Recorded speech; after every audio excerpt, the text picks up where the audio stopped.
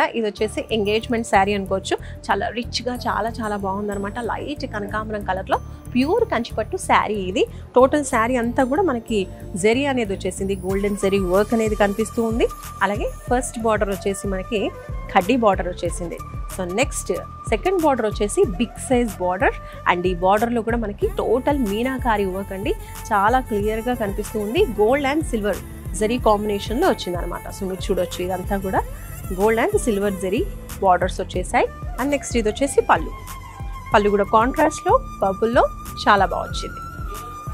ఇది చూస్తున్నారు కదండి, టోటల్గా మనకి కాంట్రాస్ట్ కలర్లో అంటే పర్పుల్లోనే బ్లౌజ్ కూడా ఇచ్చేసారు విత్ టిష్యూ అనమాట. గోల్డెన్ టిష్యూ బ్లౌజ్ మొత్తంలో మనకు కనిపిస్తూ ఉంది, చక్కగా మెరుస్తూ నైస్గా ఉందన్నమాట. బార్డర్ కూడా బిగ్ సైజ్లో కంటిన్యూ ఇచ్చేసారు.